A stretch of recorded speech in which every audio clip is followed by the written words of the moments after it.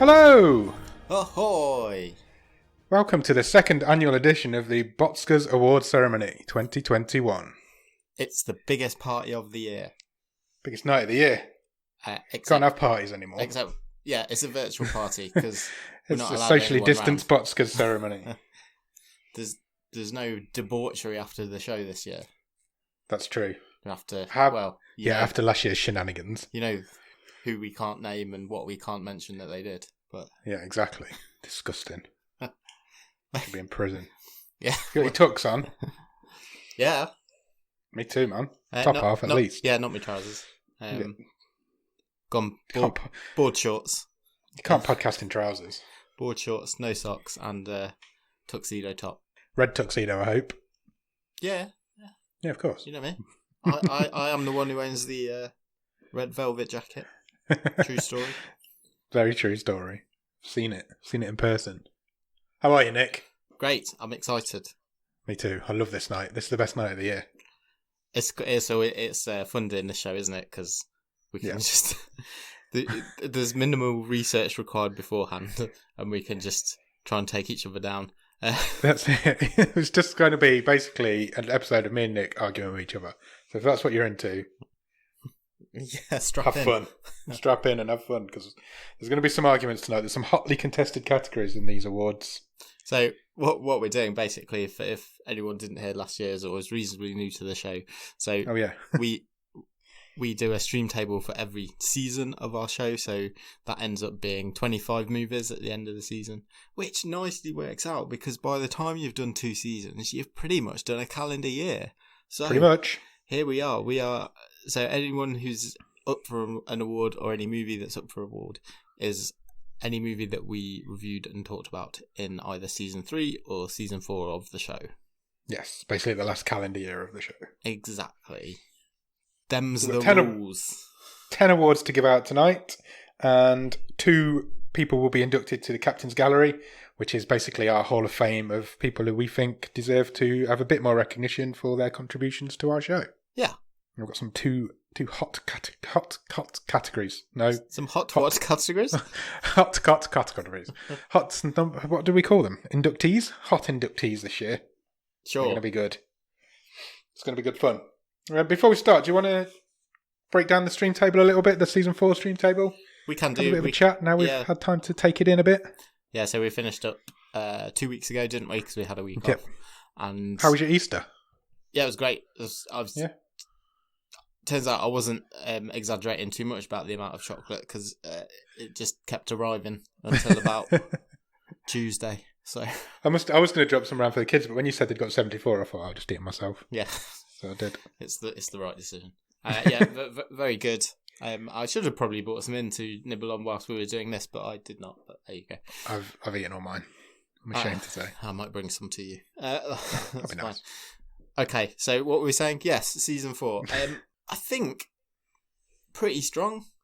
Yeah, I think it was a good season. I think the thing with season 4 was the top and the bottom are very distinctive, and there's a big gap in the middle. But the top films were great, and the bottom films were awful. And then the middle films were just middle films. I do feel possibly more than previous seasons that we've had, there was 3 distinct sections to this table this time around. You're right. Whereas maybe a couple of times before we've seen a really good top 2 or 3 that have been really, really good. And then it's sort of, a bad bottom 3, and then it's kind of merged into one. But I think there was basically a sort of, 3/3 to this, where it wasn't quite as clear cut. The best, there was a good batch. There wasn't a nothing batch, and then an absolute batch of detritus at the bottom. Good word. Thanks. I think there wasn't anything that's like, Calibre doesn't stand out above everything else as like, this is a much better film than everything else. And I don't think it probably competes for the number 1 spot in any of the other stream tables either. But like I say, the top, there was a better quality of film at the top rather than having 1 or 2 standouts at the top like we've had previously. That's what I'm trying to say. Yeah, and it was run close a couple of times, wasn't it? But it did just do enough to hang on, and I think that's worthy for this season. Do you want to break it down a little bit and go through them in groups of 5 or something? Yeah, can do. Go for it. Okay, so the bottom 5 of the stream table this season were 25th was Swiped, 24th was Aerials, 23rd was Darklight, 22 was Malevolent, 21 was Life Force. All 5 of those films are dog shit. Garbage. Absolute garbage. I mean, Life Force may be slightly different because that was a real slog to get through. It's just not aged well. But I still don't think it was great at the time. Surely it can't have been. Aerials you kind of have to give a bit of a pass to as well. Because it's such low budget and from a country that doesn't make films. It was made in Dubai, was it? Yeah, from the United Arab Emirates. And it was... You see, I don't want to sound patronising and say it was a good try, but because it's genuinely one of the worst films I've ever seen, it might be one of the worst acted films I've ever seen. It is the worst acted film you've ever seen. I guarantee that. But I think I said in the episode, I kind of wanted to see it through and see. I didn't want to turn it off at any point. No, but it didn't finish bottom of the table. Swiped is a worse film, and that's a Hollywood film. Yeah, it's just terrible. It's just all 5 of them. Darklight was terrible as well. Just nonsense. Darklight had a good... That was the aliens in the field, wasn't it? Yeah. Sorry, monsters. Quite like the design, but it's woeful again. Poor. Malevolent again, not scary ghost story that turned into torture porn at the end. Awful. Just nothing redeeming. And that had some big names in it. Obviously, a pre-fame, or not quite as famous, Florence Pugh. Yeah. Or Flopo, as she's known. Flopo. And it was really terrible. And who was the older woman? It's Cynthia Imrie. Celia Imrie. Celia Imrie. Yeah, who became, spoiler alert, turned into Jigsaw. Yeah, exactly, at the end. Yeah, it was awful. Next group, 20 was Deadcon, 19 was iBoy, 18 was Red Dot, 17 was White Girl, and 16 was Results. Deadcon, again, just boring horror film. I thought it was terrible. Nothing about it at all. Not worth watching. iBoy, I think's a little bit low. I didn't hate iBoy. I wanted more from it. I thought it wasted Maisie Williams. Maybe it caught me a bit on a bad night, but I didn't enjoy it. Again, it was another one that felt like a slog through for me. Yeah, definitely. Red Dot, again, wasted potential, I would say. Excellent premise, terrible film. That was the quite. I think it's the most recent movie, isn't it, on the list? It's in terms of when it was made. And it was probably the most recent we've ever done. The couple who were terrorised by an unknown assailant in the Swedish countryside. Problem is there was only 4 people in the film, so you knew who the assailant was straight away, and it kind of removed any danger or suspense for me. Yeah. White Girl. Ridiculous ending as well. Yeah, it was. White Girl was a recent one that we've done. That's only a couple of weeks ago, wasn't it? But yeah, just a sexy drug romp is all that was. Middle of the road for me, that one. Yeah. And Results. You liked Results a lot more than I did. I just didn't have a lot of time for it. I thought it was fine. Nothing groundbreaking, but I kind of liked the performances. It was Kobe Smulders, wasn't it, and Guy Pearce. Yeah. It's mumblecore, isn't it? I got something out of it, but I totally understand why you didn't like it. I completely get that. Good. 15th was Hungerford, 14 was Shimmer Lake, 13 was Would You Rather, 12 was The Discovery, and 11 was Pottersville. Yep. Hungerford. Where did we start with Hungerford? Certainly one of the most memorable movies. Yeah, I think definitely. I've seen on the show.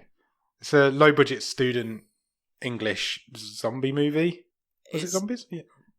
It was aliens. Aliens, sorry. People into zombies. I just had a mental blank then. I just couldn't remember what the film was about. So the aliens basically turned people into zombies, didn't they? And it would look like it had been made for about 10 quid by a load of students because it was made for about 10 quid by a load of students. It's got the worst / most hilarious car crash I've ever seen on film. Yeah. And it's got Drew Casson, owner of the most wondrous hair I've ever seen. The beautiful Drew Casson. It's terrible. It's terrible. But we both kind of just liked I have a bit. Yeah, I have a real affection for it. It has a place in my heart. It's just, I love that sort of... It's a terrible film, but there's something there. Something there for me. Shimmer Lake. I mean, I'm struggling to recall here, it, to be honest. Exactly, I was just going to say the same thing. I'm sitting here struggling to remember what it was about. It was the backwards crime caper, wasn't it? It was instantly forgettable. I still, now you've said backwards crime caper, I still can't really even think about it. Would you rather? Again, that was a bit of wasted potential as well. That could have been so much more than it was. Same for me. Same as Shimmer Lake. Just absolutely middle of the road. Torture porny again, wasn't it? Just did nothing for me. Trying to be a Saw rip-off. Not great. The Discovery at number 12. I would say good premise. We're in that middle of the road section here. There's just nothing here in these 5. So, do you remember from the Discovery the first? And it's not nominated in the BOTScars, but the only bit that I could really sticks in my mind in terms of a memorable moment is the pre-credit scene where they're interviewing. Yes. Robert Redford. Yes. It was the director's mum, wasn't it? If I remember right. and he just shoots himself on the interview set, and then after that, it's all downhill. Still downhill from there. Then we come to Pottersville. Yeah, I think this is the first hard recommend for me. Yeah, it's a Christmas film about a Bigfoot. You can't really say much more than that if that's what you're into. You're going to know straight away from those words if that's what you're into. So yeah, if it is, just go out and watch it. It's all right. I liked it. I liked it a lot. And again, it's a bit shonky, but I like quite a few of the people in it. And go watch Pottersville. I think it's a cool movie. Top 10. So 10 was El Camino Christmas. 9 was A Silent Voice, the lowest of this season's wildcards. 8 was Alex Strangelove. 7 was Catfight. And 6 was The Funhouse Massacre, which was the finale of the season. So let's start on El Camino Christmas, another Christmas film. There's a Christmas film section. I really liked it. Yeah, it's good. It's just a brainless heist movie, but it's good, isn't it? I think our criticism was that it took a little bit the first too long half to get going, but once it got all its key players in place, I really enjoyed it. Yeah, agreed. Yeah. It's right on that borderline of would you recommend it, would you not? Because everything above here, the top 9 in this table are all hard recommends for me. Yeah. So number 9 is A Silent Voice, which was Ross Cook's wild card for this season. Japanese anime love story. I found it really quite moving. Yeah, I am really glad I watched it. I think it was a really good choice by Ross. Yeah, agreed. And it's one of the reasons I wanted to do the show, because it's something I wouldn't necessarily have picked and put on of my own validation, but I think I found a really enjoyable movie, worthwhile movie. Agreed. Couldn't say much more about that myself. Number 8 was Alex Strangelove. Yeah. See, maybe I'm not as high on this as you. I liked it, but I wanted a bit more from it. Yeah, it maybe is a little bit too high in the table, to be fair. I think that's debatable, because it's only going to drop down a place or two. Yeah, maybe a place or two, but it's a good film. It's basically coming out story, isn't it? Coming out story. Yeah, it's just good. It's a good little love story. It's a good movie, yeah. It is. 7, Catfight. Alright, this is too low for me. It's top 5 for me. This is about where it should be. This is one of the weirdest films I've ever seen. It's basically 90 minutes of 2 women fighting. But it's also a political allegory for the 2016 American election. Unbelievably, it is, yeah. It's like a class commentary as well. It's also got like several time jumps, and it just goes places you just would never have thought. No. Catfight's one of those films I'm really glad I've seen it. I won't ever watch it again, but I'm really glad I've seen it.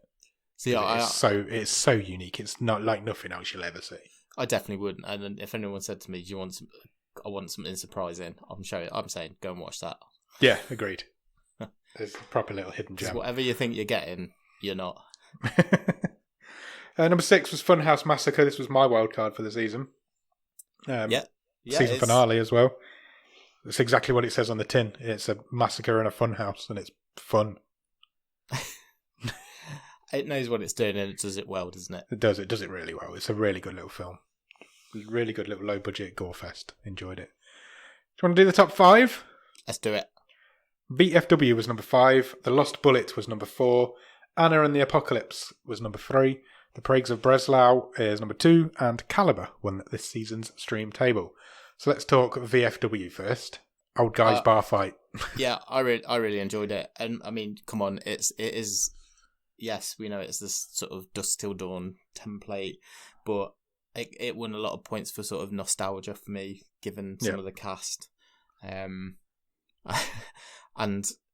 yeah, it's just gritty, it's grainy, it's got that sort of grindhouse feel to it, it's gory, it's just a bit of a throwback, and I really enjoyed it. Agreed. It's a really good film.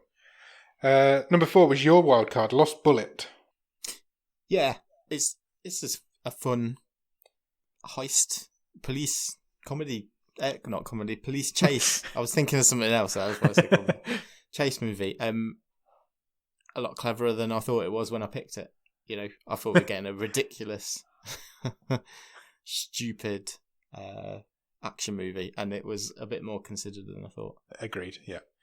I'm going to shoot myself in the foot here with the Lost Bullet, but I actually think it is a couple too high. Oh, really? If it was just my table, but it's not. So true. Number 3 was Anna and the Apocalypse, romantic zombie comedy, musical. Don't forget that. That's just fun. It's got some great tunes. Yes, it is. Yeah, you can't say fairer than that. It's just there's some cracking tunes. I found myself listening to the soundtrack a few times. There's some really good songs in it. If you like a musical and you like a comedy zombie film, it's Shaun of the Dead the musical, isn't it? Yeah, pretty much. Number 2 is The Plagues of Breslau. Yeah, I mean, Polish. It's the Polish version of Seven, isn't it? Yep. And it's fun. It's fun and it's really good. The story's really compelling and it is really good time. It flies by. Awful haircuts in it just to keep you amused. Very true. And this season's winner of the stream table is Caliber, Sam Mulholland's wild card. What have you got to say about Caliber, Nick? I don't think we've ever had a movie sort of so early that has then hung on to the top spot. No, it was the 6th episode of this season. It stayed there for 19 weeks. But there's a couple of real standout moments, which I'm sure we'll get to. Some really good performances, and it was a compelling watch. Yeah, it's it does rely heavily on influences, things like Deliverance. It's that sort of two outsiders coming into a local village for local people. But again, it still goes maybe some places you don't quite expect, and then the final shot is just awesome. It's wonderful. It's a wonderful film. Like I said, I don't think it competes at the top of the rest of the stream tables, but it thoroughly deserves to be at the top of this one. It's really good. Yeah, I think it'd be top of these 2 seasons that we're talking about, maybe for me. Just thinking back, but yeah, possibly. Okay, yeah, I'll give you that. So yeah, that's the stream table from 25 to 1. Overall, quite good. Shall we do some awards? Let's do it. We get going.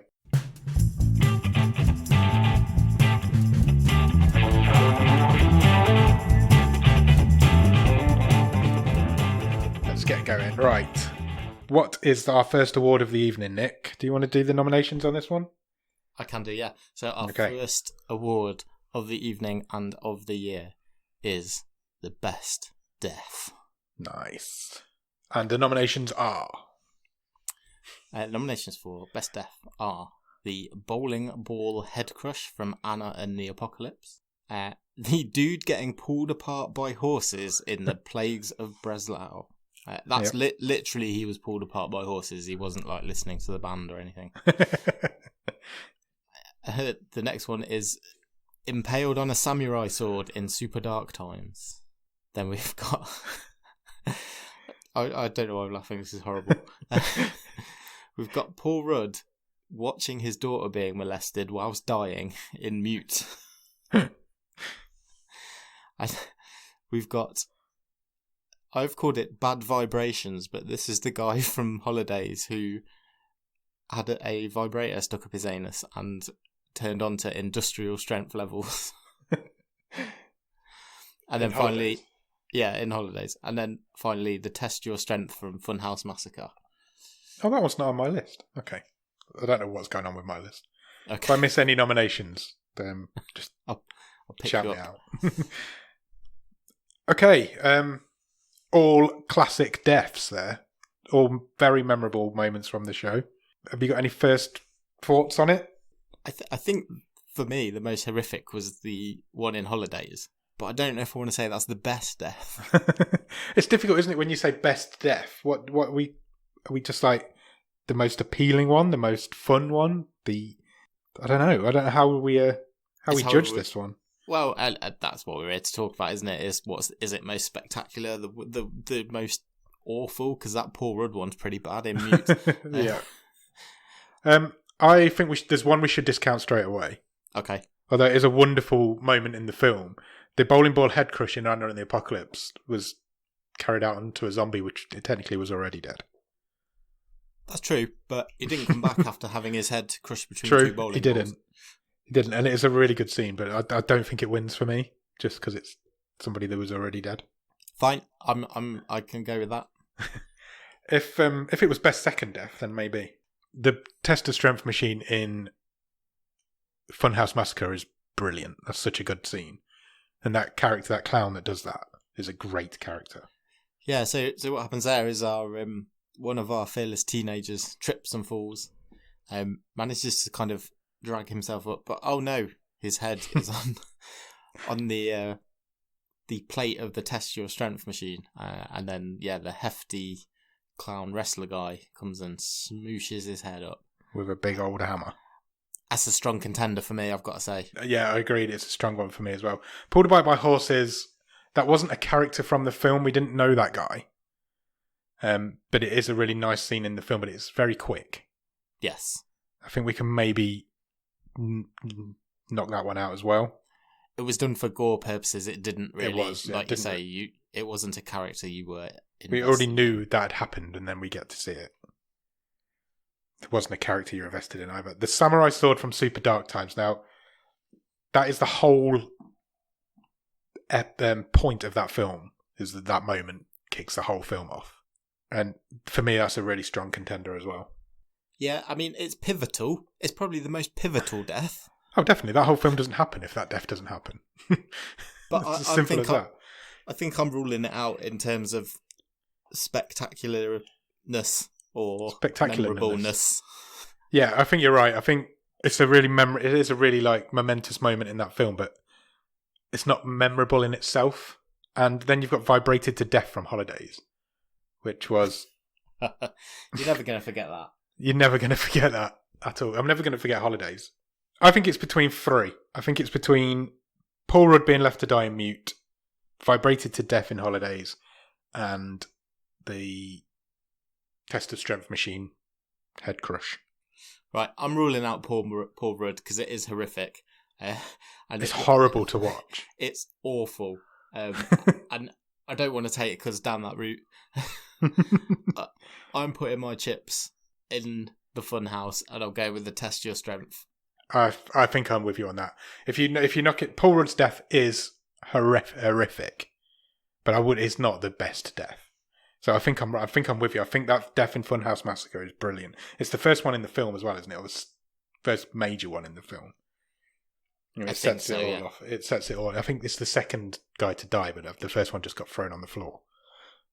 It's the first major gory death, and it sets up that whole film to go where it goes. And I think, for me, that's the one that wins it.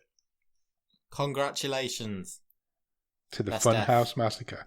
We'll have to try and find out the name of the guy who took that death. Excellent. Right. Well done. Good award. First award given to the Funhouse Massacre. Second award of the evening is going to be for worst performance by a human. Or a human. I don't know why I said it like that. Do you want me to do the nominations for this one?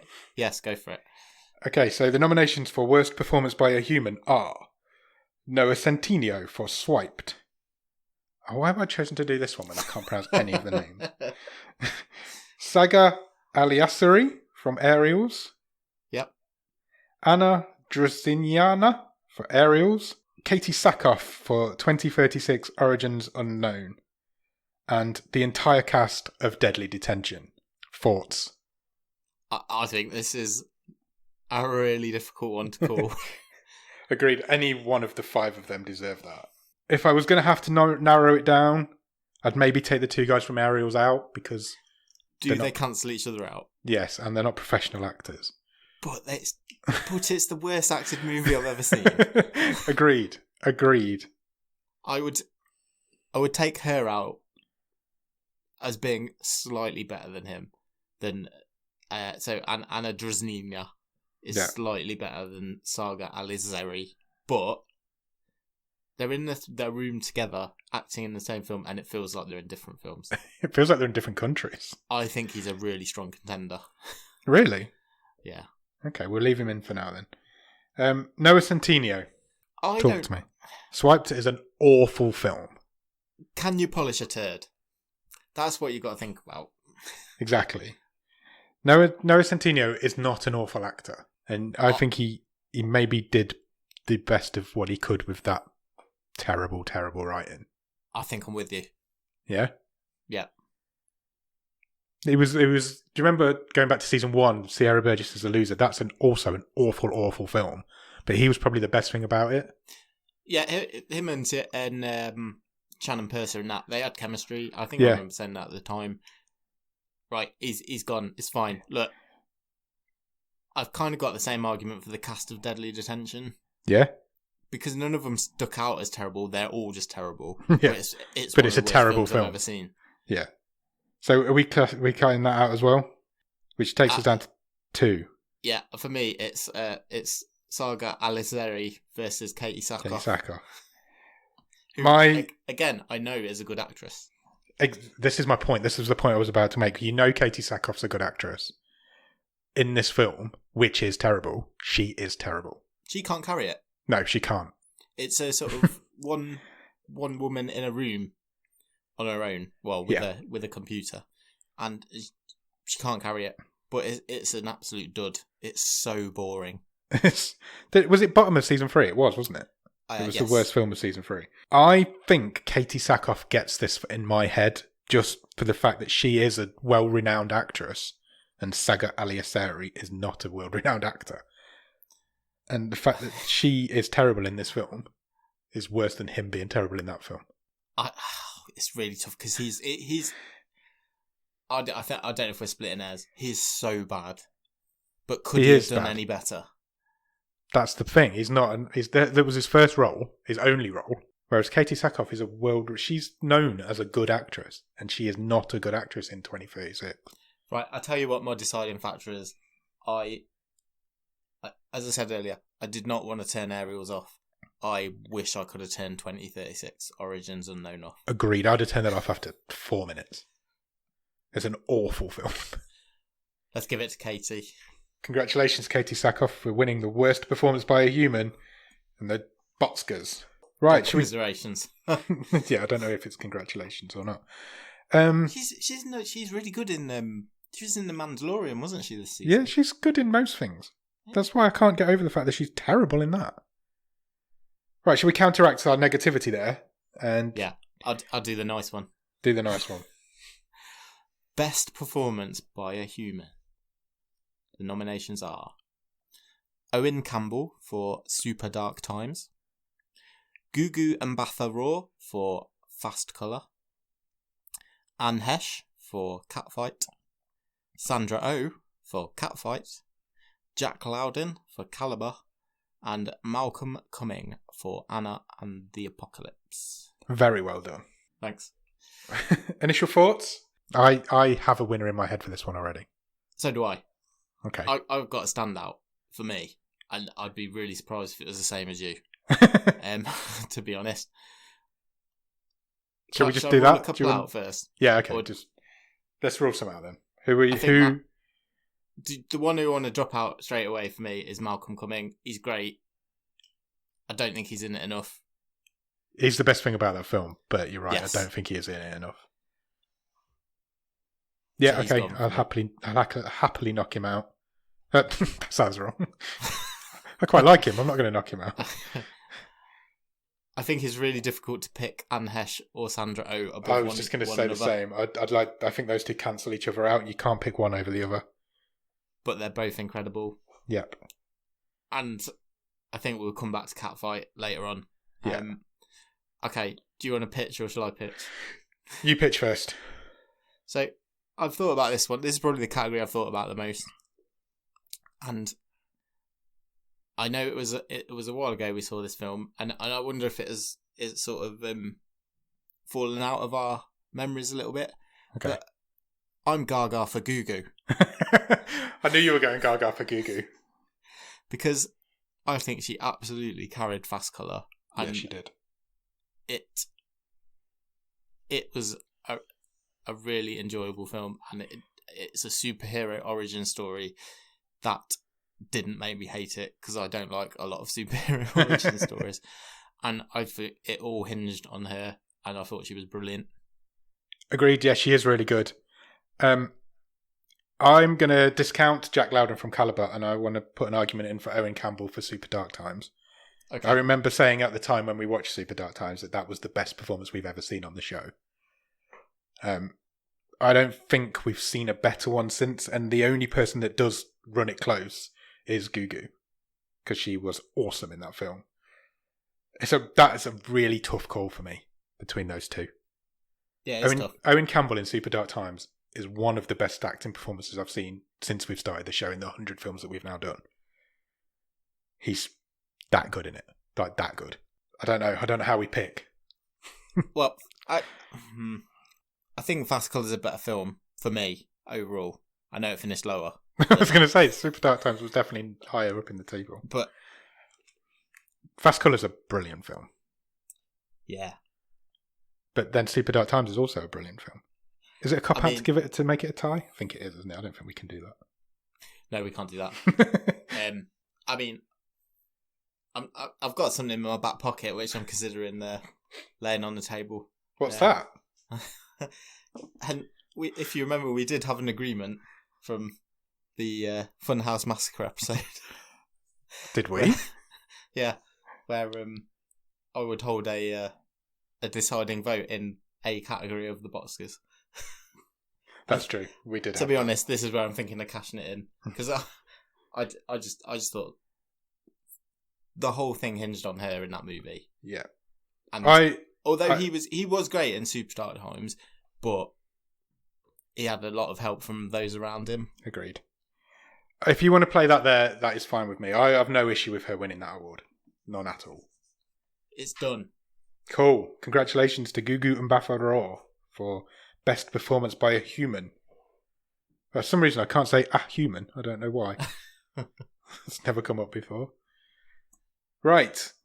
Award number 4. Sure. This is the new one. New for 2021. This is the Weirdest Naughty Award.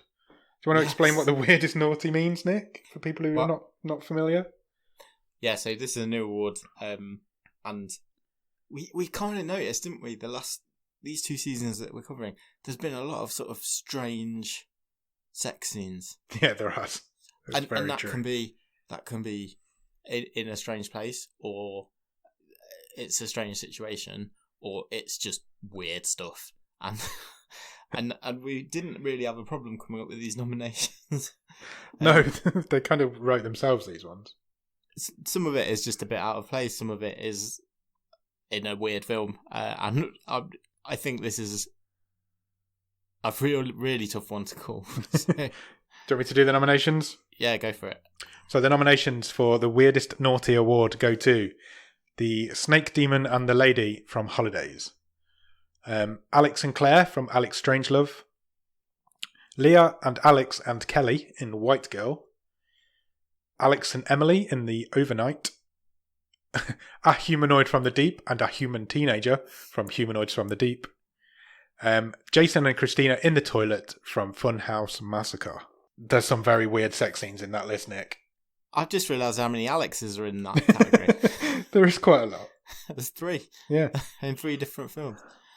What's your first thoughts? I think this one's quite easy. Oh, do you? Yeah. When you look at them, there's one that stands out for me as being one of the weirdest things I've ever seen. Really? I'm finding that one difficult. Really? Yeah. Shall I just tell you which one I think should win then? Yeah. I think the Snake Demon and the Woman from the Holidays should win that. It's really weird. It's really fucking weird. But yeah, but I'd completely forgotten about it until you wrote it down in these nominations, and then I was like, yeah, that wins. Without doubt, it's the weirdest fucking thing. It's so weird. I was kind of thinking, I was between two. Yeah. And it was Alex and Emily in the overnight. Yeah. But that's the bit at the start so it's not when they all get into the sex games at the end. Yeah. It's the bit at the start where they're kind of really awkwardly having sex. And then the whole point of the movie is that Alex, who is played by, I don't know why I've said this because I can't remember his name, Adam Scott. Yes. Has got a micro penis. Yeah. So they have to finish themselves both off, don't they? Yeah. And it's just really awkward. It's weird. So awkward to watch. And that's the first scene in the movie. If it were doing awkwardest naughty, then I think that's a shoe-in. And then, but it's not weird. The other one that stuck out for me is when that humanoid just rapes that teenager in the tent. Yeah, that was strange. I think you can. The one from White Girl, I think we can rule out. It is a weird scene, but it fits in with the tone of the film, and it doesn't even last that long. Yeah. So I think we'll wipe that one out. I think you can wipe out Alex Strangelove and his girlfriend. Yeah. Because that was just weird as well, and nothing really happened. The toilet naughty from Funhouse Massacre. It's just in a toilet. It's just weird because one of the killers is watching and kind of getting off at it at the time. I can't look past that snake and that woman. Sorry, I just can't. Yeah. I just can't. It's so fucking weird. Yeah? Done. Congratulations to the cast of Holidays. You have the weirdest naughty. You do. Right. The fifth award of the evening. Halfway there after this one. So, do you want to read out the nominations for the fifth award of the evening? I sure do. Go for it. The next award is, to coin one of your favourite phrases, the most batshit crazy movie. Yes. And the nominations are Gantz O, Pottersville, The Bad Batch, Elementary, The Blacksmith and the Devil, Catfight, and Holidays. This is a tough pick. I think it is. We've watched some fucking crazy films these last two seasons. Any one of those films could win this. Easily. Yeah. This is the only one I've not highlighted who I think might win. Strong arguments for all of them. Yeah, agreed. Do you want to run through them all? Give a quick synopsis. So Ganso is the Japanese anime monster aliens monsters not aliens attack it's dead Japanese people cities. Yeah. Brought back to life to fight an invading force of monsters. Yeah. Yeah. And it's a CGI anime. And it's crazy as fuck. Rivers of blood. Oodles of blood. Blood everywhere. Yeah, it's crazy. Pottersville is, like we said earlier, a Christmas film about about a Bigfoot or a man dressed up as a Bigfoot. Again, super bonkers. The Bad Batch. Where do you even start talking about what the fucking Bad Batch is? Yeah, it's post-apocalyptic bodybuilding cannibals with Keanu Reeves leading a cult thrown in there. Jim Carrey's there as a hobo. Yeah, Jason Momoa is the main character around. It's so weird. Very, very stylish. Yeah, it's weird. Elementary, the Blacksmith and the Devil, is about a demon and a blacksmith fighting each other. Yep. Say no more. Catfight we've already covered. That is about basically two women fighting for 90 minutes. And Holidays is a anthology movie. There's 5 different short films in there? 4 or 5? Yes. Set on a different holiday. Each film set on a different holiday of the year, like St. Patrick's Day, Easter, Christmas, New Year. I think I would like to rule out Holidays. Really? Because I think it's a cheat, because it gets to be crazy 8 times. True, but it is crazy. Yeah, it is. But it's super batshit. But I think that's bending the rules because it's eight short films. Okay, if you're going to rule out holidays, I want to rule out Catfight. That's interesting. Catfight isn't that crazy compared to the other four. I think it is. I mean, to be honest, that's the one I was going to pitch. Really? Yeah. Wow, really? Because it's totally surprising, and it's. But is it batshit crazy? It's just two women who don't like each other fighting. It's like a night out. Yeah, but they're like mashing each other with like tire irons, and it's like Tom and Jerry type. Agreed. But Ganso is about monsters being fought by dead people in Japan. And then you've got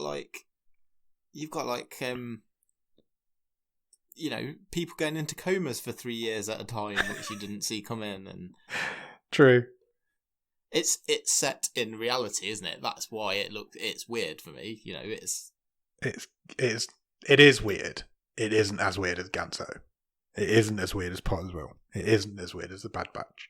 Oh, see, Pottersville was the one I was going to knock off as being the. I think you can knock out Pottersville. I think I'm happy to knock away Pottersville. I'm probably happy to knock away Elementary as well, purely for the fact that it's such a really good film. And it is crazy, but it's really, really good. Yeah. And I'd probably give the same argument to The Bad Batch. The Bad Batch isn't really even about anything, but it's quite good. For me, it's Ganso, but if for you it's Catfight, then. Well, it was between those two. They were my two. The Ganso has a monster in it that's made up of human people. It's got one as just a head. Yeah. It's got one that looks like Danny Trejo. Yeah. There's so much blood in it. There's so much death in it. There's so much. It's all controlled by one big black ball that just brings people back to life. You cannot tell you how crazy this film is. Ganso has to win this award. It's done. It's in. It has to. It's batshit crazy. That was Ross's wildcard for season 3, wasn't it? No, it was mine. Oh, was it yours? Yeah. Congratulations. Thanks. No problem. Right, that's 5 awards down. Shall we have a break? Let's do it. See you later.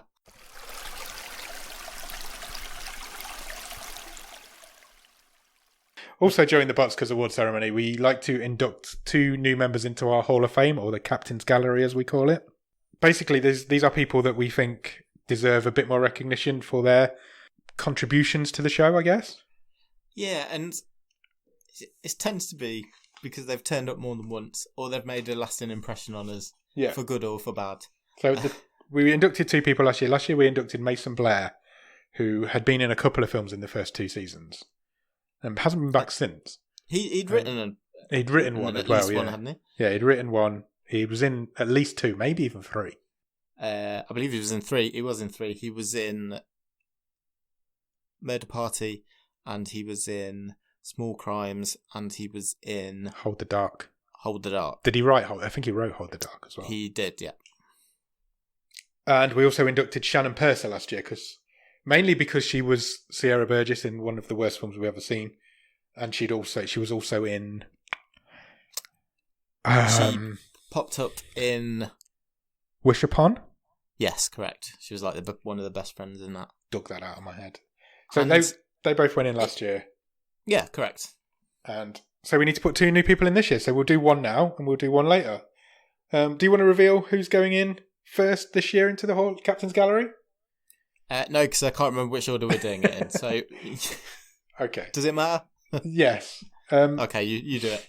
The first inductee into the 2021 Captain's Gallery is going to be Alexander Skarsgard. Welcome along to the Captain's Gallery. Again, Alexander Skarsgard has appeared twice on the show. He was in the aforementioned Hold the Dark as well. And he was also in Mute. He was the lead in both, wasn't he? Yes, he was the lead in both. Hold the Dark finished 4th in that season's stream table. Mute finished 12th, so he's done pretty well in both appearances as well. He didn't even have to speak in the second one. He didn't. He was mute. He played Mute. If you don't know Alexander Skarsgård, he's pretty much been in a lot of stuff just lately. He's in the new Kong vs. Godzilla film. He plays Randall Flagg in the new series of The Stand. He was in True Blood back in the day. He's a famous Skarsgard. His brother plays Pennywise. There's loads of... I think there's 3 of them, isn't there? There's Bill, Alexander and Stellion. Yeah. Thoroughly deserves to be in there, I think. Hold the Dark and Mute are both really good films. And like you said, he took the lead in both of them. So, welcome to the Captain's Gallery, Mr. Skarsgard. We will hang his picture in due course in the mess. Aboard the stream boat. Yeah. Right, shall we move on to the second half of the award ceremony? Let's do it. Whose turn is it to read one? Mine. Yes, go for it. The next award category that we are going to be doing this evening is Best Performance by a Non-Human. So these nominations are all non-human based. Why have I got the difficult words again? God's sake. The nominations are the Zombievers from Zombievers. No, it's not. It's not. What am I doing? It's the Zombiever Bear. Oh, Oh, sorry. I'll start again. The nominations are the Zombear Beaver from Zombievers, the Danny Trejo Demon from Gantz O, Shoya Ishida from A Silent Voice, Shoko Nishimaya from A Silent Voice, the Colours from Fast Colour, and the Easter Bunny from Holidays. What are your thoughts, Nicholas? I think I'm ruling out the Zombiever Bear because it was like 2 seconds. It wasn't in for very long, and I think that's fair. You can't have it. Okay. Plus, we're not giving an award to the Backstreet Boys. True. That was played by the Backstreet Boys randomly. Ruling out the colours in Fast Colour. Why? Because it's just a special effect. Okay, fair enough. But why are you gonna argue them? I was going to argue them, but okay, they're just awesome. That was my argument. Awesome, yeah. Yeah, but you're right. It isn't a performance, and they're not. No. And that was about as far as I got. I'm open to argue between the rest of. It's weird for me that we've nominated the 2 characters from A Silent Voice because they're human. They're voiced by humans and they're humanoid cartoon characters. But they're animations. They are animations. That was the thinking. I can't really look past the Danny Trejo Demon in Ganzo. I think that's where I'm looking. I think Ganzo's looking at getting 2 awards in a row here. Yeah, I think you're right. I think that moment in that film when it isn't officially a Danny Trejo Demon, it just looks like him. We've just called it that. It's not what it's called. They kill it like 4 times. Yeah, and it just keeps coming back for more. It's a really good moment in that film. It is a brilliant scene. Yeah, it is. It's probably the best part of that film. And it's definitely the best monster in that film. He's won it. Yeah. Yeah. Congratulations to the Danny Trejo Demon. Right. Moving on. I'm not putting his we're not putting his picture up on the boat. No. The next award of the evening. Next up, we have the most memorable moment. And we had plenty of those. We did. Why there's so many nominations in this category. Nominations are the shooting in Caliber, baby thrown off a motorbike in Peelers. You just can't imagine these being read out at the Oscars, can you? No. The blacksmith goes to hell in Elementary, the police station fight in Lost Bullet, get your dicks out for the girls in The Overnight, and meeting the Easter Bunny in Holidays. Wow. Wow. Where do we even start with this one? I think one should be thrown out straight away. Okay. So do I. Which one are you talking? Which one are you thinking? I think as great as it is and as well choreographed as it is, I'm ditching the police station fight from Lost Bullet. Okay. That's fine. That isn't the one I was going to say. It's amazing. It's a great scene. But it doesn't quite stack up to the rest of them for me. No. In terms of sheer memorability. Completely agree. The one I was going to throw out is Baby Thrown Off a Motorbike from Peelers. Really? Because you missed it? Because I didn't see it, so how can it be memorable? That's because you'd looked away from the screen. It came. It came right at the end of the film. I did go back and watch it, yeah. It comes right, it's literally the very last thing that happens in the film. There's the people are escaping the end of the film. One of them just drops a baby off the back of the motorbike. Yeah, so the two survivors are escaping, aren't they? Yeah. Unbeknownst was it announced to us? I can't remember. But the guy has been infected and is a zombie. Yeah. We found out just before, I think. He casually just throws this baby off the motorbike. Yeah. But the worst part is it goes. Rah! It does, I can't believe I missed it. But I had to rewind it to check I wasn't hallucinating. I think that's insane. I agree. It is insane. It is absolutely insane. That foul film's insane, to be fair. Yeah. That as well could have been in the most batshit crazy category easily. Yes. I think we're beating around the bush here. I think this one's, to me, is pretty straightforward. I do want to give an honourable mention, because I think I know where we're going. Yeah. But I would like to give an honourable mention to the overnight. Yeah. Because when Jason Schwartzman and Adam Scott come out and do that dance. Completely stark bollock naked. Yeah. Willy's out. Yeah, as we say, the aforementioned micropenis on full display. Yeah. It is. That's a very memorable moment. I really enjoyed that movie. Yeah. I did as well. I've got a lot of time for the overnight. I'd like to give a shout out to the Easter Bunny as well, because that took my breath away when that thing showed up on the screen. Because it's creepy as grim. It's horrible. It's a horrible looking thing. But we are beating about the bush because the most memorable moment, probably ever, is the shooting from Caliber. I mean, it's definitely up there with last year's winner, which was the woman getting pushed off the cliff. Yeah, it has the same gravitas as that moment does. Yeah. And it's a no-brainer. It was the easiest one for me, this one. Yeah, if that scene doesn't happen, that film doesn't win our stream table. It is the winner. It's the young boy getting shot in Caliber. If that scene doesn't happen, that film is not number one in the table. That scene makes that film what it is. Yeah, and it's not just the actual shooting. It is the next 3, 4, 5 minutes in the movie, isn't it? It's everyone's performance around that. It's the two leads, and then when the father comes running around the corner, it's awesome. It's one of the first times in the history of the show where I've literally almost left my seat from holy shit, I did not see that come in, because it comes out of nowhere as well. It's so out of left field. It's a great moment. Yeah, winner, shooting, Caliber. Congratulations to those. Done. The next award of the evening, we're flying through these, this is my favourite award that we give, I think. This is the Drowning in the Stream Award. So, for those who are not aware, the Drowning in the Stream Award is given to a highly famous, highly regarded actor who for some reason has appeared on our show. What are you doing in this movie? Why are you down here at the bottom of the stream when you're a top-notch actor?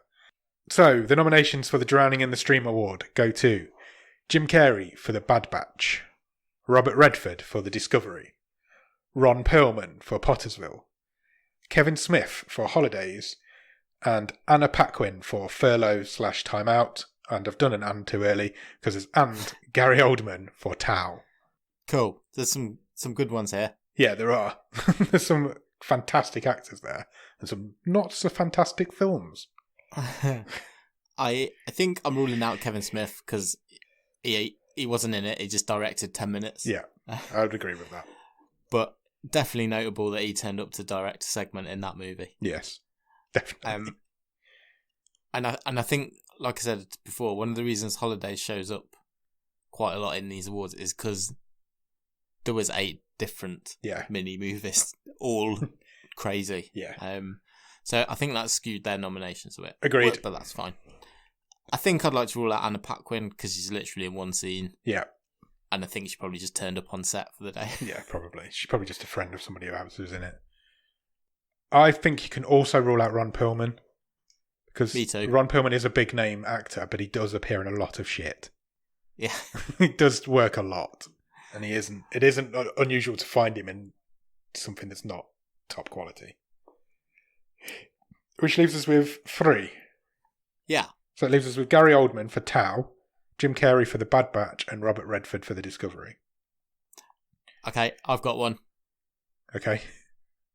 Have you? Yes. I'm putting my chips in on Bobby Redford. Me too. Robert Redford's one of the most famous people in the world. Famous actors in the world. Yeah, I know this film was a couple of years old, but obviously, why did he choose this one? I don't know. It's so strange that Robert Redford is in this film. It's all right. Yeah. And he's fine. But he's Robert Redford. Yeah. He doesn't have to. He can be so choosy. And what made him choose this? Yeah. It's fine. But that's it. Yeah. It's totally middle of the road, the movie. Yeah, completely. And I did not understand why he was in it. It's literally middle of the road. It was 12th in the stream table. You didn't get much more middle than that. Yeah, it's so bang average. Yeah, and I don't understand. It's not even like a really... Certainly the way it ended up on screen, it's not even like a meaty role for him to like... No, he not doesn't really. Get to flex his muscles in it, there's no real acting in it. It's just... No, I just can't understand how he's in it. I think just to give the other two a shout out, Jim Carrey being in The Bad Batch is not unusual. It's a very strange part because he's basically a mute, and he doesn't. He's unrecognisable. It's completely unrecognisable. You wouldn't know it was him if you didn't know it was him. But Keanu Reeves is in it as well. I mean, there's names there, and Gary Oldman is the voice of the computer in Tao. Fair enough. He's got a voice. He's got a great voice. That's a good bit of casting for me. He's done a week of dialogue, hasn't he? It's a great bit of casting. But Robert Redford being in The Discovery with Jason Segel, I mean, come on. Yeah? Yeah. Done deal. Excellent. We've got 2 awards left. I was going to say the biggest awards. I don't think you'd want this award. You won't want the next one. So we'll do this one, then we'll do the second induction of the Captain's Gallery, then we'll do the Shiniest Gem, the big one, the one everybody's talking about. So this one is the award for the biggest waste of time. Yeah, sure. And the nominations are Deadly Detention, Swiped, Aerials, 2036 Origin Unknown, Dark Light, and Thoroughbreds. Initial thoughts? An absolute rogues gallery. Yeah, it really is. I'm going to address the horse in the room straight away. Yeah. For me, Thoroughbreds is nowhere near as bad as the rest of it. Thoroughbreds is an awful film. That's a fact. I didn't have a great time watching it. It didn't do much for me. We have some fans of the show out there that enjoy Thoroughbreds. And yeah, we didn't rank my father-in-law for one. That's true, yeah. We didn't rank it highly. But it's nowhere near as bad as the rest of it. No, it isn't. It isn't. I will admit now you're just trying to wind Ross up. I'm just trying to wind Ross up. That is exactly what I'm doing. Thoroughbreds is a terrible film. Ross is wrong for liking it. That's a fact. That's you can't say that. I can. I just have. It's unarguable that he's wrong in this occasion. But I'm prepared to wipe it out because it's not as bad as the rest of them. That's for sure. It wasn't a waste of my time. It was. Where do we start with the rest of them, though, I suppose? Any of the rest of them could win this. Unmitigated bullshit. So we've got 2036 Origin Unknown was the bottom of last season's stream table. Swiped was the bottom of this season's stream table. So in theory, they're the 2 worst films we've seen. However, the stream table is not a judge of the worst and the best films. It's judged in the moment for that week of where we think that film rates alongside. You don't necessarily, what I'm trying to say is you don't necessarily end up with the worst film at the bottom and the best film at the top. Agreed? Yeah, because we're not ranking films best. It's, we're also taking into account what did we most enjoy. Yeah. There's a lot more. Did we have we might have a flawed film rated higher than an average film because it had one good performance or it had a good moment in it. That's why we do these 2 awards. We like the design, Yeah. The stream table was judged against the other films in the table, whereas these awards now are to pick the worst film and the best film that we've seen. In those 2 series, yeah. I mean, I'll pitch one straight away if you want. Go for it. Unless you want to run for it. I have 0 positivity. I can't say anything positive at all about Deadly Detention. I think it is right up there with the worst films I've ever seen. I hated it. Agreed. All of it. Awful. It is awful. It's a terrible film. But I'd like to rule out Aerials for the exact same reason that I mentioned it earlier on. I don't think it's fair to judge it against these other films. Even though it's people being threatened by a giant bollock in the sky. Yes, even though it's about that. For the same reason that I wanted Katie Sackhoff to win the award, the rest of the films in there are intentionally not made to be terrible. Whereas Aerials knew what it was. Yeah, fine. But the rest of them, Darklight, 2036, Orange is Unknown, Swiped, and Deadly Detention, are 4 of the worst films I've ever seen. Horrendously bad films. And any of the 4 of them can win that. Any of them. I can't even argue anything good about any of the 4 of them. No, but if I'm having to rule things out, I think I'm kind of edging towards giving Darklight a pass on this occasion, because that was the one that I found amusing. Yeah, it was so entertainingly bad. Because there's a guy who gets shot full on with a shotgun, and then he comes back about 10 minutes later. There's a girl on a roof. We've never found out why she's on the roof or how she got back off the roof. Yeah, there's that guy, and I find this hilarious, there's that guy who is like the expert in with these aliens. He's waited his whole life to, he spent his whole life researching them. He's now got this opportunity to try and catch one or investigate one, and he dies within he 2 seconds. Completely Halloran.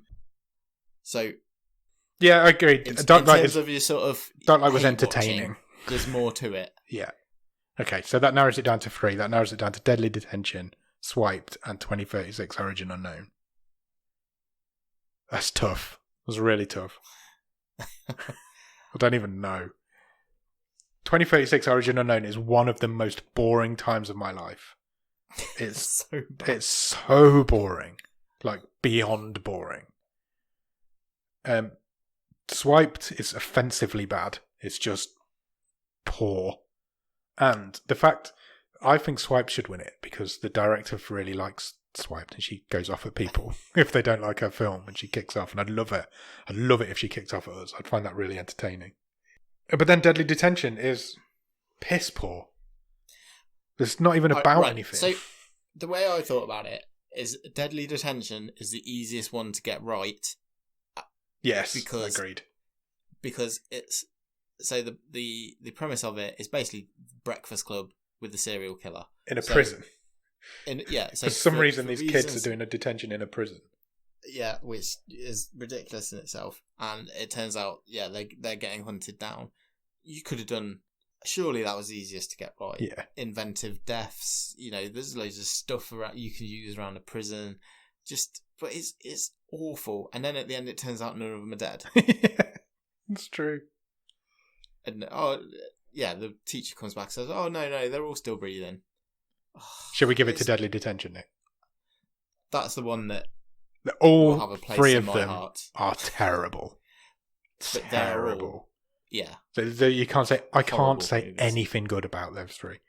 The fact that Katie Sackhoff won Worst Performance probably rolls out 2036.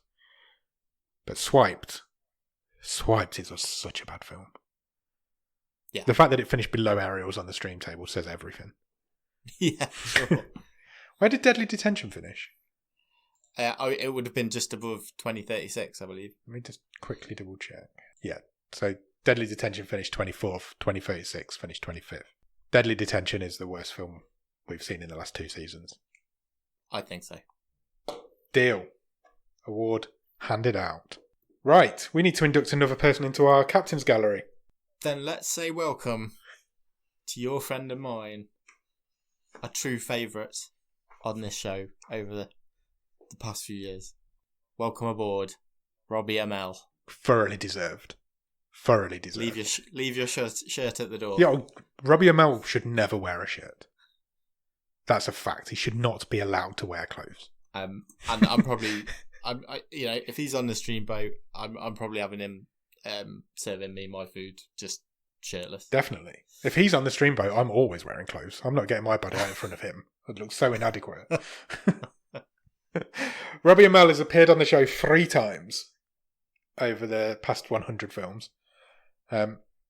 His first appearance was in a film called When We First Met, which finished 11th in the season 1 stream table. That was the time-travelling photo booth, wasn't it? It was indeed the time-travelling photo booth. He then appeared in season 2 in The Babysitter, which finished 7th on the stream table.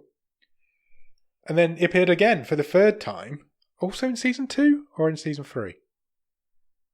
Season 2. 3, sorry, yeah, it was in season 3. In Arc, which finished 18th on the season 3 stream table. So he's appeared in the first 3 seasons. He's had 1 film. It didn't appear in season 4? No, but he did pop up, obviously, in The Babysitter 2, which we did a bonus episode on. We did. So yeah, Robbie Mel just seems to have taken this journey with us. There's a few on the long list that he's in as well, so he will appear again on the show at some point. I'm sure he will. So if you don't know who he is, he's the brother of Stephen Amell. Fun fact, Stephen Amell was born on the exact same day as me. Oh, really? Yeah, so he's going to be 40 in a couple of weeks' time as well. Yeah, welcome aboard to Robbie Mel, I guess. Welcome. Which leaves us with one last award to give out. You're sitting down? I am. Have been for ages now. About 40 years. Yeah. So we end with the biggest award, the shiniest award, for it is the shiniest gem. When we started the show, we decided that what we're looking for is hidden gems at the bottom of Netflix. So the award is named the Shiniest Gem Award because this is the award for the best film that we've seen over the past 2 seasons. And I think this is going to be an interesting conversation. I'm really scared about this one. I have strong opinions. I think you know what I think you think you know what I'm going to do. Yes. And try and argue. Yes. But I think you might be surprised. Okay, good. But let's see. Let's see. Would you like to read out the nominations? The nominations for the Shiniest Gem Award are See You Yesterday, Elementary, The Blacksmith and the Devil, Caliber, Bon Cop, Bad Cop, The Plagues of Breslau, and The Bad Batch. Wonderful. All of those films are great. Let's just get that out there straight away. Sure. All of those films are great. I'd like to rule out one straight away, if I could. I've got 3 to rule out. I think it's between 3. Okay. You go first. It's definitely not Bon Cop, Bad Cop. Right, so I thought you'd say this first. Let me say straight away. I think Bon Cop, Bad Cop is the funniest movie we have ever seen on this show. Okay. And for me, if, again, I didn't have to deal with you, it would be a lot higher on my personal stream table. It finished 8th in season 3. Yeah. And so you might be thinking, why is it on the Shiniest Gem if it only finished 8th? I am thinking that. We did have a big argument at the time. Yeah. For me, it is one of the most pleasant surprises we have ever had. I loved it. It is a hidden gem. It is good. It's really funny. It's properly funny. It is. I know you don't like cop films. I don't like cop films. I don't do a lot of comedy either. But it is good and it is funny. But it isn't the best film we've seen. And it took us totally by surprise. I really wanted it on here as an honourable mention. Yep. Because I think it's great. But I don't think it should win. Good. Because it shouldn't. So you said you wanted to knock out 3 of them, so let's do that straight away then. So I presume, was that one of them? Yeah. Okay. I don't think the Bad Batch should win. Agreed. And Bad Batch finished 3rd in season 3. Yeah, it's great. It looks amazing. It's got some good performances in. Interestingly, as we were saying earlier, the stream table is not indicative of what these are going to be. It finished 3rd. Super Dark Times finished 2nd and isn't nominated.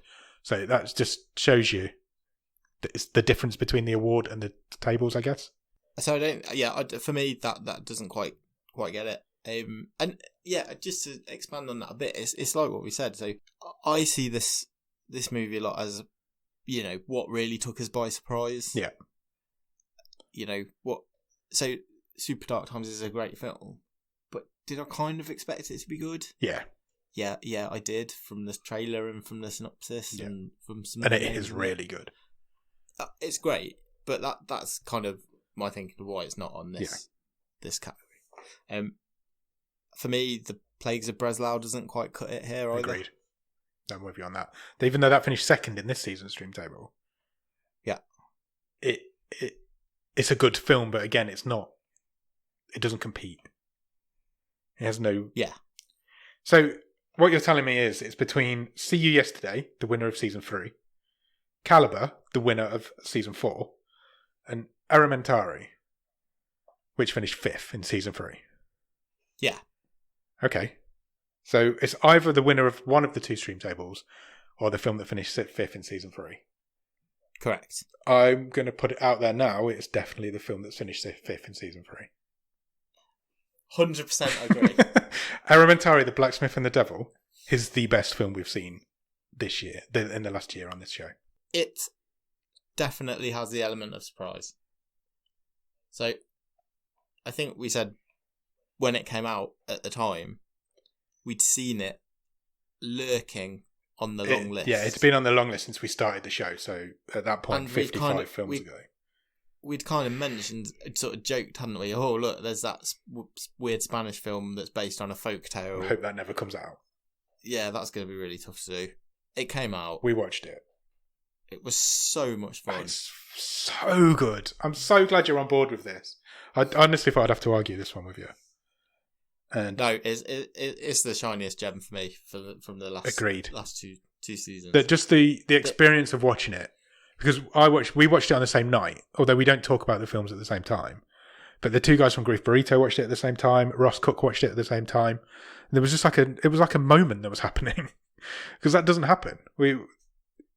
People were talking about this film before we recorded our episode on it, and it felt like something was happening at the time. And the people at Netflix must have been like, 5 people watched Elementary last night. What's going on?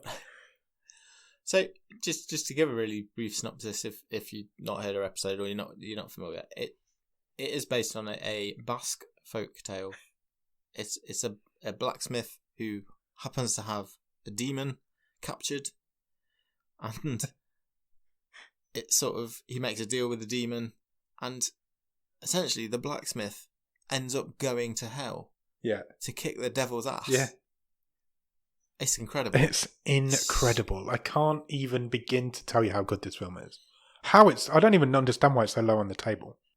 You're asking me to remember what was around it, and I can't remember. Fast Colour's just above it at number 4. Yeah. And The Bad Batch is at number 3. Ganso's just below it.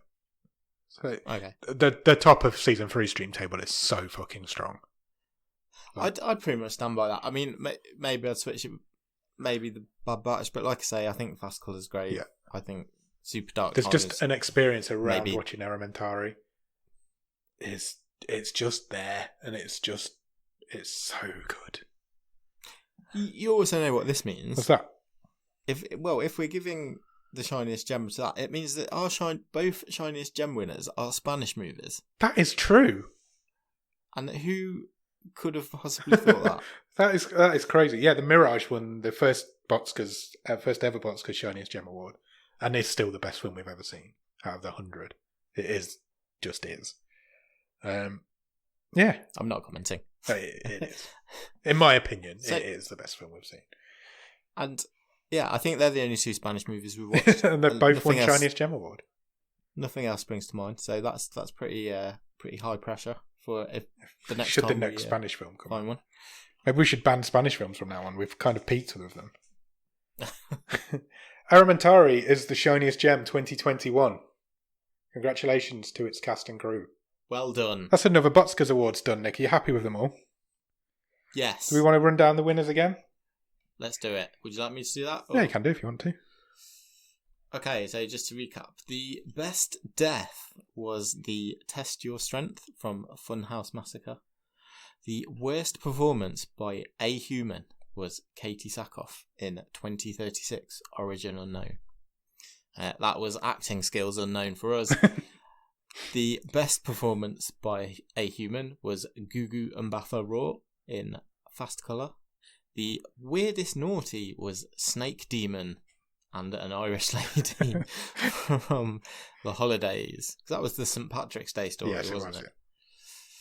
The most batshit crazy movie was Gantz O. Yep.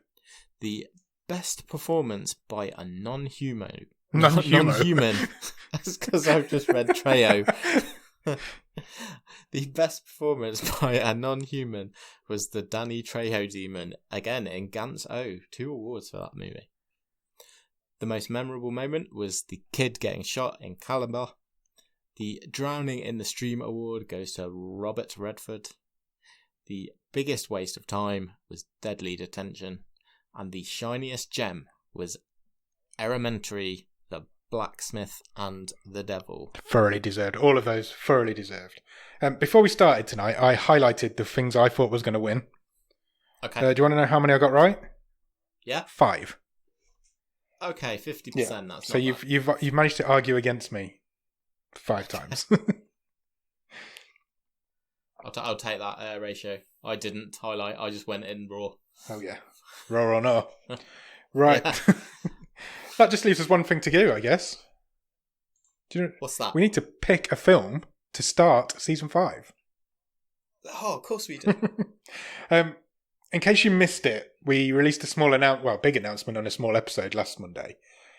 Basically, what we're changing things up a little bit for season 5. We've decided to shake up the show a little bit, I guess.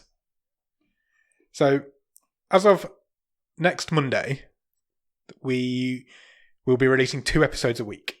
So, the Monday episode will now be more laid back, more general chat about things that are going on at Netflix, news, things we've been watching, that sort of thing. Basically, the intro of our current episodes, elongated to 45 minutes to an hour. Yeah, we got a few new things we want to try in there over the coming weeks. Yeah, we've got some features. Which we'll have a go at as well. So, bit experimental, but I think it'll allow us to, branch out a little bit, I guess. We're calling that The Wave, and that will be coming every Monday from now on. Every Thursday from now on will be the film chat, the basically what we do now, but without the big intro at the beginning. So it'll just be us two talking about the film of the week. That's the Bottom of the Stream movie show. That will come out on a Thursday. So we need to pick a film now that will be for the episode that comes out next Thursday. Sure. What would you like to get from the opening episode of season 5, Nick?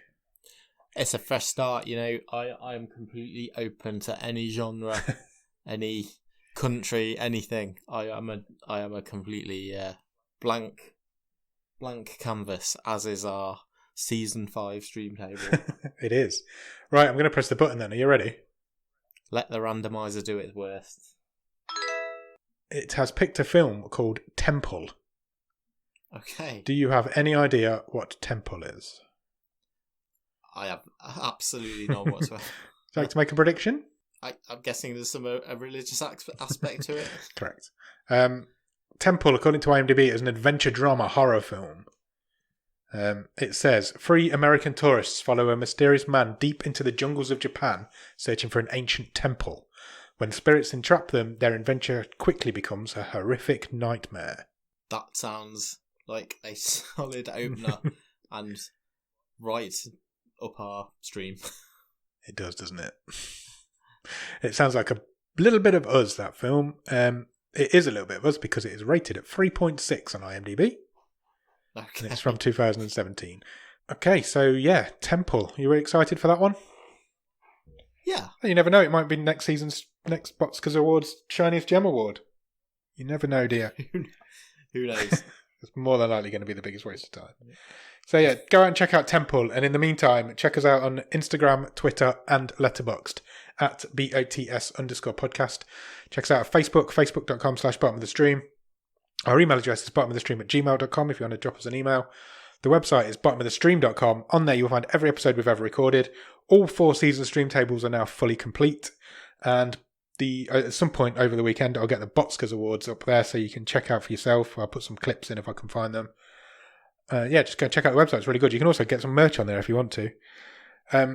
Patreon's going to become quite big for us in the next season because, like we said, we're doing episodes Monday and Thursday.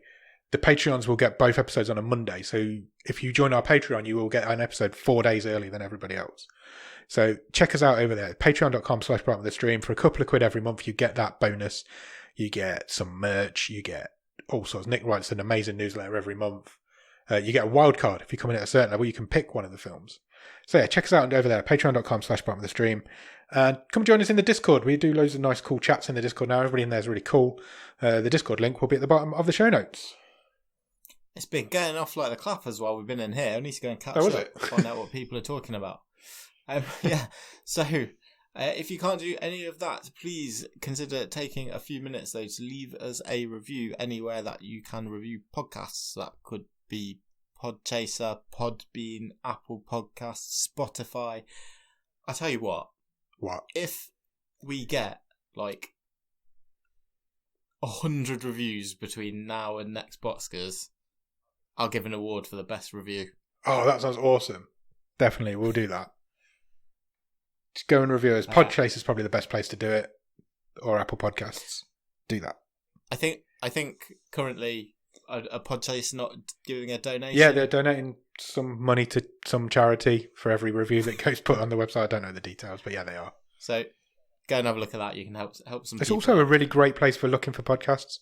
Podchaser is really good for podcast discovery. It's a podcast website built by podcasters for podcasters and podcast fans. It's definitely worth checking out. Have a look. It's a bit. They're kind of trying to go for an IMDb for podcasts kind of thing. Exactly the vibe they're going for. So yeah, do all that. Excellent. Check us out. Check out Temple, and we'll come back next week for episode 1 of The Wave on Monday, and then following Thursday we'll talk about Temple. Cheers. Thanks. Bye.